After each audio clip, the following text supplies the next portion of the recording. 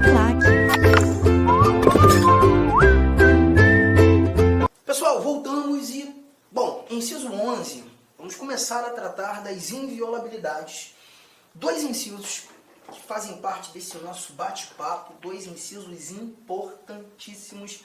Está aqui o 11, iniciando o bate-papo sobre a inviolabilidade domiciliar, trazendo a casa é asilo inviolável do indivíduo, ninguém nela podendo penetrar sem consentimento do morador, salvo em caso de flagrante delito ou desastre, ou para prestar socorro, ou durante o dia, por determinação judicial. O primeiro dado que a gente desenvolve aqui é o conceito de casa.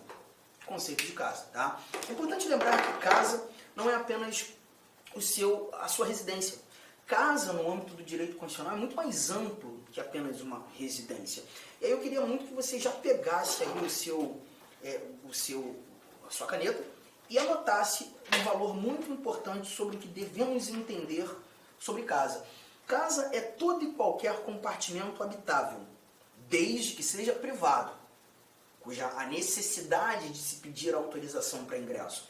Todo e qualquer compartimento habitável, desde que privado, não nos interessa se temporário ou permanente, inclusive ambientes de habitação coletiva ou onde se exerce atividade profissional. Tá? Então são dados bem importantes, porque perceba, quando eu falo de permanente ou temporário, a ideia aqui é evidenciar, por exemplo, temporário, um quarto de hotel, um quarto de pousada, você consegue enxergar aqui com muita tranquilidade que são ambientes habitáveis e privados. Ninguém ingressa sem a sua autorização. Permanente, aí a gente leva em consideração a sua própria residência. E quando falo, inclusive, de ambientes onde se exerce atividade laborativa, atividade profissional, poderíamos também concluir escritórios, consultórios, onde a atividade profissional é exercida, locais habitáveis e privados, e haja a necessidade de autorização para ingresso. Então, casa tem uma proteção ou uma semântica muito maior do que apenas uma residência, e a proteção aqui se encontra. Só que quando lendo esse nosso inciso 11, a gente percebe que ninguém pode penetrar sem consentimento do morador, salvo em alguns casos. Então, a primeira exceção é justamente quando há o consentimento do morador. Se há o consentimento do morador, não há que se falar em violação. E aí as outras informações, flagrante delito, desastre, prestação de socorro e durante o dia por determinação judicial. Vamos fazer, então, as nossas anotações no que tange a inviolabilidade domiciliar. Inciso 11, inviolabilidade domiciliar. Tá? As exceções, a violação,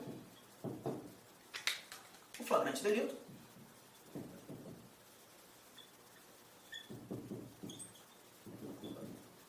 desastre,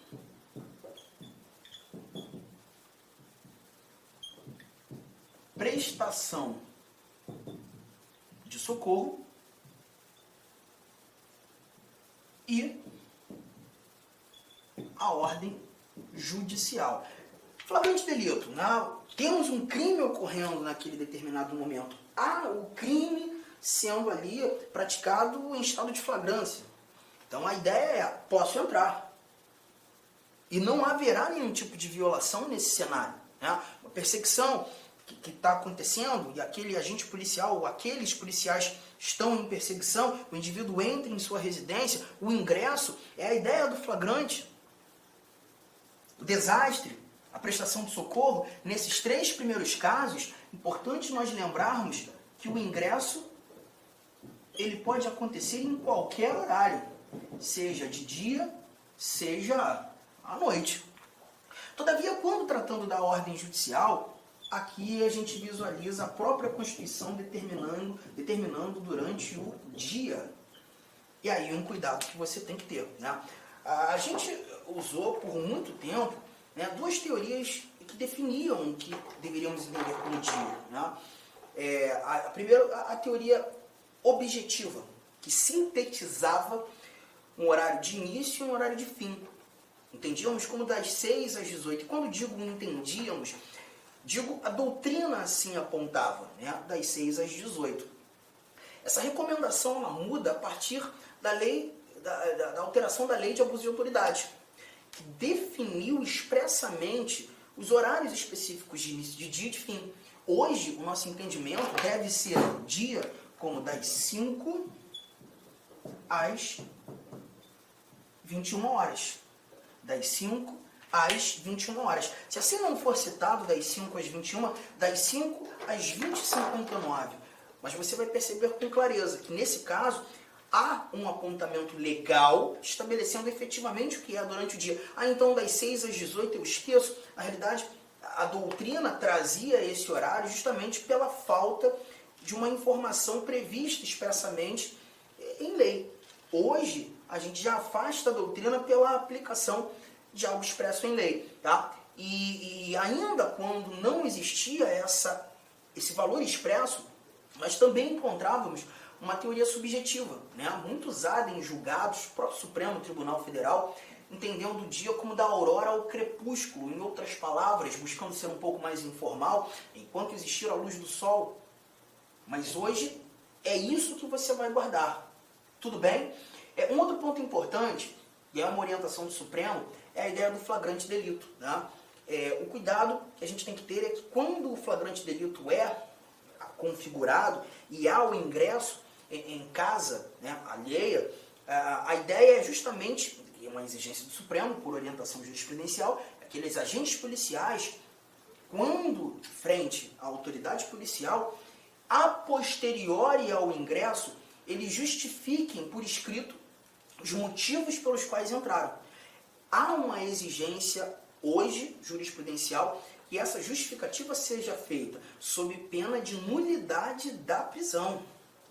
Então é muito importante e ingressei, pois evidenciei o flagrante delito, cumpri aquilo que deveria ser cumprido, a prisão foi efetuada, quando chegando à delegacia, junto à autoridade policial, a posteriori a todo aquele cenário, justificar por escrito os motivos pelos quais o ingresso em domicílio foi ali executado. Tá? Isso é muito importante, a gente não encontra essa informação prevista, mas é uma informação, orientação jurisprudencial, Supremo Tribunal Federal, uma orientação no ano de 2018, quando o Supremo julgou um recurso extraordinário, inclusive em decorrência de uma atividade que aconteceu pela Polícia Militar do Estado de Rondônia. Né?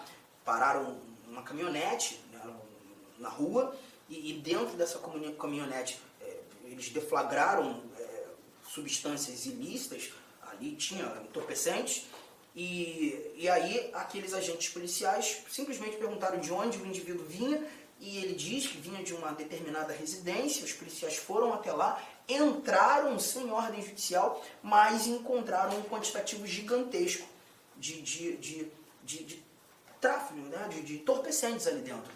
E aí o flagrante delito foi configurado.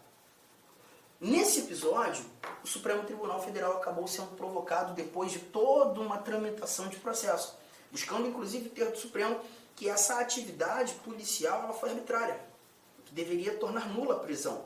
Mas o Supremo não entendeu pela nulidade, evidenciando o flagrante delito, mas exigiu, a partir desse julgado, que essa justificativa a posteriori fosse feita quando do flagrante delito configurado e o ingresso em domicílio. Tá? Então são informações fáceis, tranquilas, que a gente retira desse assunto inviolabilidade domiciliar. Vamos mais, vamos avançar agora sim, chegando ao nosso inciso 12.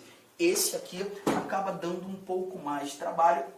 A gente conversa bastante sobre a inviolabilidade das comunicações.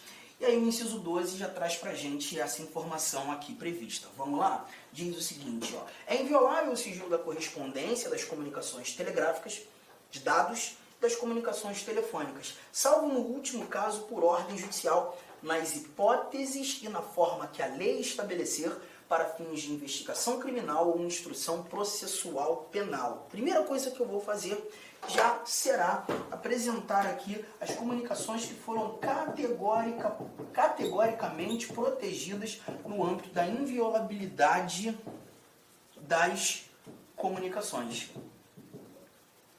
E quando tratando da inviolabilidade das comunicações, temos aqui as correspondências, temos aqui as comunicações telegráficas, dados e as comunicações telefônicas. E a pergunta que eu costumo fazer é: será que essas 4 comunicações que foram categoricamente protegidas no inciso 12, elas apresentam o mesmo grau de proteção? O mesmo grau de proteção constitucional? E a resposta é não. Não apresentam o mesmo grau de proteção constitucional, não. Quando lendo, salvo no último caso, para as comunicações telefônicas, esse último caso, comunicações telefônicas, o que o Constituinte nos mostrou é que a comunicação telefônica ela só pode ser desprotegida por ordem judicial.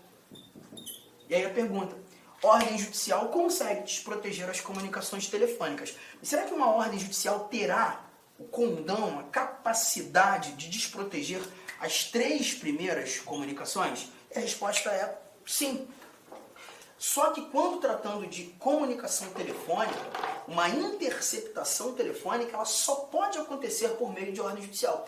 Apenas o judiciário tem a capacidade de determinar que uma interceptação telefônica aconteça. Uma ordem administrativa, em momento algum, tem essa capacidade. É por isso que a gente chega à conclusão que as comunicações telefônicas elas têm um grau maior de proteção constitucional em relação às demais comunicações aqui citadas. Porque essas 3 primeiras comunicações elas podem ser desprotegidas também por ordem administrativa, desde que haja previsão legal, desde que haja previsão em lei.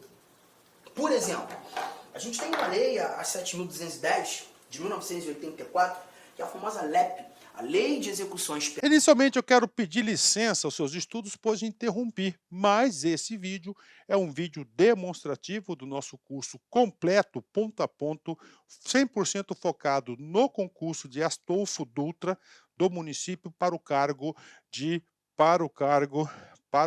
especificamente de guarda municipal, tá certo? Cara, vem estudar com a gente. Essa aula é uma aula demonstrativa, nós colocamos aí apenas 150 vídeos, nós temos muito mais vídeos, eu tenho certeza, mas certeza absoluta, se você cumprir a nossa metodologia, o nosso Personal Coach, aqui na Lá Concurso você vai ter uma metodologia chamada Personal Coach. Personal significa pessoal e coach significa treinador. É o estudo em regime de metas. Isso é só aqui na Lá Concursos e eu tenho certeza que você ficará super satisfeito. E para você aí do município, promoção, investimento apenas R$ 100. R$ 100, é isso mesmo. O que você faz com R$ 100? Professor, parcela em 10 vezes sem juros ainda esses R$ 100. Então vem estudar conosco aqui da LAC Concursos. Forte abraço, espero vocês. Tchau, tchau. Clique lá.